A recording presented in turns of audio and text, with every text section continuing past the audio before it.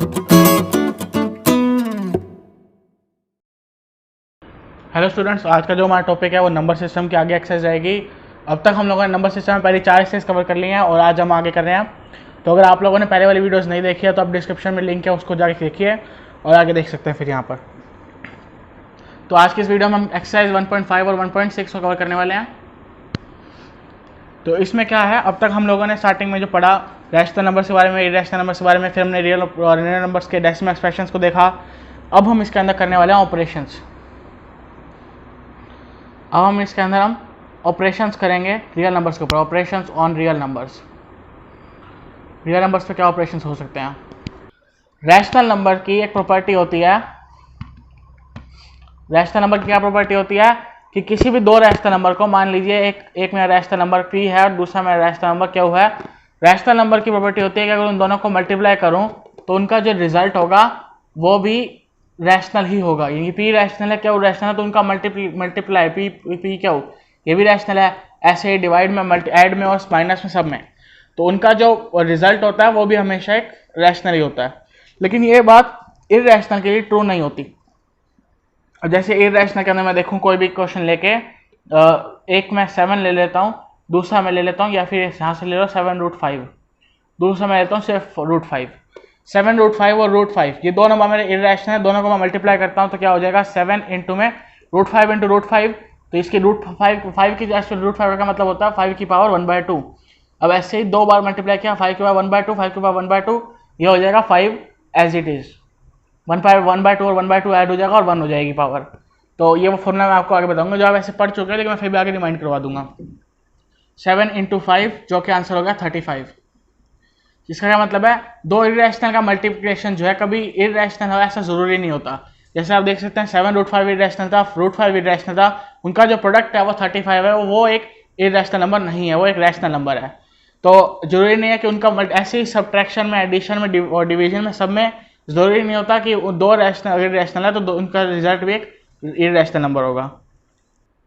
अब आगे देखते हैं आगे क्या है। आगे जो है कुछ क्वेश्चंस आएंगे कि ऑपरेशंस किस तरह से लगते हैं, इररैशनल नंबर्स में एडिशन, मल्टीप्लिकेशन, सब्ट्रैक्शन, ये सब कैसे होती है। अब मैं आपको बता दूं, लास्ट वीडियो में मैंने आपको बताया था कि जो 5th एक्सरसाइज है थोड़ी सी इंपॉर्टेंट है।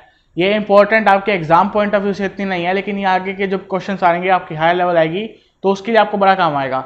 जैसे कि आज भी देखते हैं बच्चों को जो है, आज भी √3 + √2 अगर लिखा हो तो कुछ बच्चे होते हैं जो इसको ऐसे इक्वल समझ लेते हैं। Actually they are not equal. √2 + √3 is not equal to √2 + 3।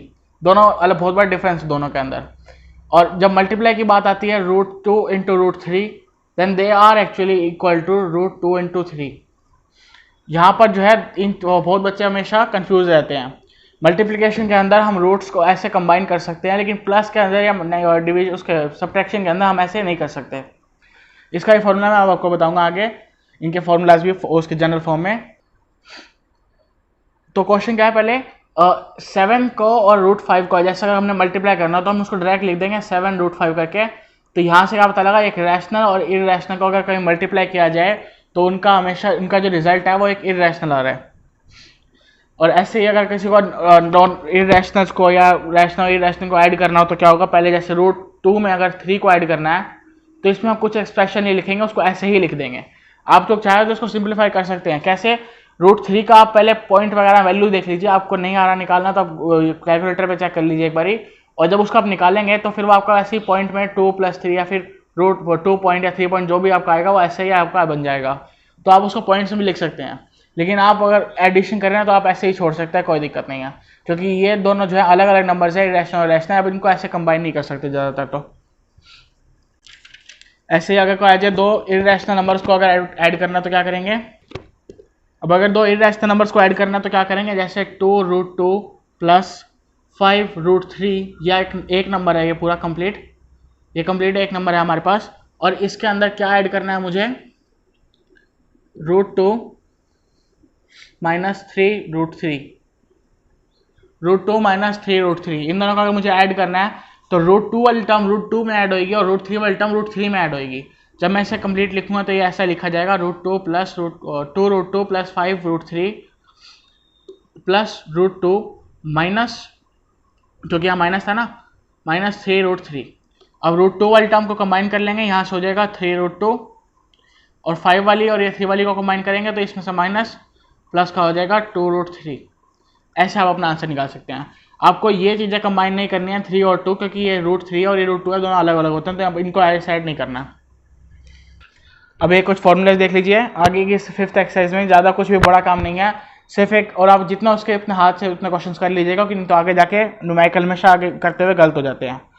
तो क्या फॉर्मूला है, जैसे कि a और b जो है, कोई भी नंबर ऐसे ब्लैक करके चल रहा हूँ मैं, तो अंडर रूट के अंदर मैं a इंटू बी ऐसे लिखा हुआ है, तो इसको मैं ऐसे √a √b लिख सकता हूँ। ऐसे अगर डिवीजन में दे रखा है a/b, तो इसको भी हम ऐसे √a √b ऐसे करके अलग अलग कर सकते हैं। लेकिन जब बारी आया ऐसे एडिशन किया किसी चीज़ की, तो अंडर रूट के अंदर a प्लस बी ऐसे दे रखा है, जैसे कि आप उसको अलग अलग नहीं कर सकते, √a प्लस √b ऐसे हम उसको नहीं लिख सकते, ये नॉट इक्वल है। ऐसी सब्ट्रैक्शन में भी। और एक और चीज़ फॉर्मूला याद रखना है, वैसे तो सारे रैशनल नंबर के जितने भी मैंने फॉर्मूलाज पढ़े हैं, जैसे कि a प्लस बी का whole square, a minus B का होल स्क्वायर, या a square minus B square, जितने भी हमने फॉर्मूलाज पढ़े हैं वो सब के सब इरेशनल में भी लगते हैं ऐसे कैसे। एक और चीज़ याद रखनी है, जैसे कभी भी आपको क्वेश्चन में दे दे अंडर रूट के अंदर √a प्लस √b और इंटू में √a माइनस √b, ये फॉर्मूला याद रखिए, क्योंकि इस फॉर्मूले से आप दोनों के अंडर रूट हटा सकते हैं। तो ये क्या फॉर्मूला बन रहा है, a प्लस बी और a माइनस बी वाला फॉर्मूला बन रहा है, जिसका आंसर होता है a square minus B square. लेकिन यहाँ पर जो है अंडर रूट पहले से है। अंडर रूट का मतलब क्या बताया था अभी, a की पावर होती है 1/2, इसका अगर मैं स्क्वायर कर दूंगा तो ये पावर से पावर ये कट जाएगी और बचेगा सिर्फ a। तो यहाँ पर जब अंडर रूट a का स्क्वायर किया तो यहाँ आएगा सिर्फ a और यहाँ आएगा सिर्फ b, a माइनस बी इसका हो जाएगा आंसर। अब अंडर रूट के बारे में दोबारा बता देता हूँ मैं। ये जो अंडर रूट का जो साइन होता है, इसको हम बोलते हैं रेडिकल साइन। रेडिकल साइन जो आप पहले शायद पढ़ चुके होंगे, रेडिकल साइन होता है इसको। इसका क्या मतलब होता है, इसका मतलब होता है पावर को जो है 1/, में आपकी पावर आ रही है उस नंबर की, जिस दो नंबर इसके बीच में होता है। जैसे कि इसको जो है nth रूट तक हम इसको बता सकते हैं। यानी कि अगर मैं इसको ऐसे लिख दूँ, यहाँ पर ये n है, n कोई भी मेरा एक नंबर है, नेचुरल नंबर, तो n यहाँ पर रख के मैं इसको यहाँ पर रख देता हूँ, अंदर कोई भी नंबर a मान लीजिए, तो n अंडर रूट a ऐसे लिख दिया। इसका क्या मतलब है, a की पावर क्या है 1/n है, यानी कि इसका nth रूट पूछा है, nth रूट से इसके पूछे हैं हमने, इसका ये मतलब होता है। अब यहाँ पर 2, अगर 2 लिखने की जरूरत नहीं होती, अगर ये कुछ भी नहीं होगा यहाँ पे, तो बेसिकली अपने आप ही 2 माना जाएगा यहाँ पर। लेकिन अगर यहाँ पर कोई भी दूसरा नंबर लिखा है, 3 4 5 6 लिखा है, तो वो उसके अकॉर्डिंगली चेंज होता रहेगा। अब एक चीज और, कभी भी जब आप ऐसे क्वेश्चन कर रहे होगे रैशनल नंबर से या इरैशनल नंबर्स के, तो आप 1/, में यहाँ पर नीचे अंडर रूट नहीं छोड़ोगे। अंडर रूट यहाँ पर नीचे नहीं छोड़ा जाएगा, नीचे इरैशनल नंबर नहीं रखे जाते। जैसे कि आपको यहाँ पे दे दिया 1/√2, तो आप क्या करोगे, इसको ऊपर नीचे मल्टीप्लाई करोगे √2 से, ऊपर ही मल्टीप्लाई नीचे ही मल्टीप्लाई, यहाँ से आपका आ जाएगा √2/2। ये √2 जो होगा ये आपका फाइनल आंसर होगा। आप इसको यहाँ छोड़ सकते हैं, क्योंकि रूट को जो है हम ज़्यादातर नीचे नहीं रखते। और यहाँ पर जो हमने प्रोसेस करी है ये वाली, इसको जो ऊपर नीचे मल्टीप्लाई करा, डिनोमिनेटर का जो था उसको ऊपर नीचे मल्टीप्लाई किया, इसको बोलते हैं रैशनलाइजेशन। अगर आपको कोई बड़ा ऐसे नंबर दे रखा होता है रैशनलाइजेशन के लिए, जैसे ये क्वेश्चन में करके दिखाता हूँ, रैशनलाइजेशन का रैशनलाइज करना है कभी भी ऐसे नंबर को, तो नीचे जो है रूट को हमें छोड़ना नहीं है, वो ऊपर लेके जाएंगे। तो क्या क्वेश्चन है, 2 + √3/1 - √2। ये ऊपर का √3 हमें कोई प्रॉब्लम नहीं दे रहा, नीचे का जो √2 है ये हमें दिक्कत दे रहा है, इसे हमने हटाना। तो रैशनलाइज करेंगे, ये दोनों नंबर ऐसे कैसे रखे जाएंगे, जो साइन होगा वो चेंज करेंगे। यहाँ पर माइनस है तो यहाँ पर होगा प्लस का, 1 + √2। हमने प्लस क्यों किया, यहाँ पर लास्ट टाइम जब √2 था तो हमने कुछ साइन का चेंज नहीं करा, लेकिन अभी चेंज कर रहे हैं। क्यों चेंज करा, क्योंकि हमें यहाँ से ये रूट हटाना है। अगर मैं एग्जैक्ट का एग्जैक्ट यहाँ पर रख दूंगा तो ये बन जाएगा 1 - √2 का स्क्वायर। अगर मैं एग्जैक्टली रख दूंगा तो 1 - √2 का स्क्वायर बन जाएगा यहाँ से, और स्क्वायर को जब मैं खोलूंगा तो 1 + 2 इसका स्क्वायर हो जाएगा, और यहाँ पर माइनस का 2√2 आ जाएगा। यानी कि √2 तो नहीं गया ना, मुझे इस √2 को भी हटाना है, क्योंकि नीचे तो रूट चाहिए ही नहीं। तो इसलिए जब भी हम ऐसे क्वेश्चन कर रहे होंगे रैशनलाइजेशन का, पूरा उसको हटाने के लिए हम उसका साइन चेंज कर देते हैं, जिससे यहाँ से फॉर्मूला बन जाता है a² - b² का, a + b और a - b, a - b a + b, ऐसे फॉर्मूला बन जाएगा। और a² - b² की वजह से 2 यहाँ से √2 यहाँ से हट जाएगा। तो क्या होगा इसके अंदर आगे रैशनलाइज करते हुए, तब ऊपर नीचे मल्टीप्लाई, 2 + √3 को हम मल्टीप्लाई करेंगे यहाँ से 1 + √2 से, और अपॉन में आ जाएगा 1 माइनस 2 का स्क्वायर और रूट 2 का स्क्वायर और यहाँ से 1 का भी स्क्वायर।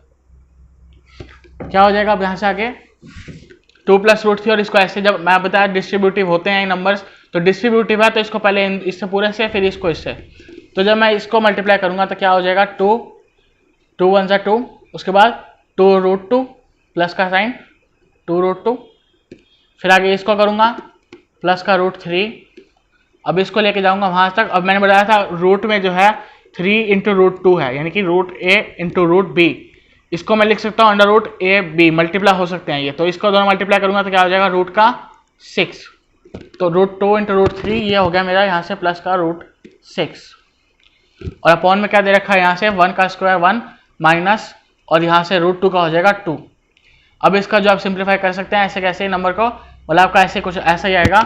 तो इस तरह से जो आपको रैशनलाइज करना है, नंबर का साइन चेंज कर देंगे, अगर 2 ऐसे डिजिट दे रखे हैं, अगर एक डिजिट है तो डायरेक्ट आप उसको बिना साइन करे चेंज ऐसे रख सकते हो, क्योंकि तब आपको साइन चेंज करने की जरूरत नहीं है, आपको रूट ऐसे ही हट जाता तब तो। अब रूट हटाने के लिए हम लोगों ने साइन चेंज किया, तो ये था रैशनलाइज क्वेश्चन। इसके बाद आप अपनी ये वाली जो एक्सरसाइज है 1.5 इसको कंप्लीट कर सकते हैं। 1.6 एक्सरसाइज काफ़ी आसान है, उसके बाद सीख दो कुछ फॉर्मूलाज है जो आप पहले पढ़ चुके हैं, मैं आपको रिमाइंड करा देता हूँ एक बारी। तो ये फॉर्मूलाज थे जो आप पहले क्लास में पढ़ चुके हैं, इनका क्या इनका वो होगा रिजल्ट, ए की पावर एन है, एम क्या है, और दूसरे ए की पावर एन है, नीचे का बेस सेम है, पावर अलग अलग है, क्या होगा पावर्स हो जाएंगी ऐड जब मल्टीप्लाई होगा तब, तो ए प्लस एन प्लस एम। दोबारा फिर क्या है बेस सेम है, पावर्स अलग अलग है, लेकिन इस बार डिवाइड हो रहा है, तो अब होगा minus A M minus N. अब की बार बेस एक ही है और पावर्स दो दो दे रखी हैं, तो दोनों को हम मल्टीप्लाई कर देंगे आपस में, ब्रैकेट के बाद दूसरी तरफ एक और पावर है, दोनों को मल्टीप्लाई कर देंगे, तो ए की पावर क्या हो जाएगी एम एन। अब की बार क्या है बेस अलग अलग है, पावर सेम है, बेस अलग अलग है, इनकी जगह पे नंबर जाएंगे ए बी की जगह पर, तो बेस सेम है और बेस अलग अलग है और पावर सेम है, क्या होगा अंदर मैं इसको मल्टीप्लाई कर लूंगा ए बी और पावर हो जाएगी सेम बाहर एम। फिर है ए की पावर 0, किसी भी नंबर की पावर अगर 0 हो जाए तो वो हो जाता है डायरेक्टली 1। फिर है ए की power minus N, negative N, जब भी पावर नेगेटिव आ जाए तो इसका मतलब होता है कि ये जो है जो हमारा बेस है वो हमारा 1 अपॉन में जाएगा, यानी कि डिनोमिनेटर में जाएगा, तो 1 अपॉन में ए की पावर एन, ए की पावर जब माइनस एन होगी तो क्या होगा 1 अपॉन में ए की पावर एन, पॉजिटिव हो जाएगी वहां जाकर। इसके बाद आप अपनी 6 एक्सरसाइज को कंप्लीट कर सकते हैं, सिर्फ इन्हीं फॉर्मूला से बेस थी, जितनी हो उसके प्रैक्टिस करना है इन क्वेश्चंस की, क्योंकि प्रैक्टिस के बिना आपको आगे दिक्कत आ सकती है इन क्वेश्चंस पे। अब मेरी तरफ से ये चैप्टर आपका यहाँ पर खत्म हो चुका है।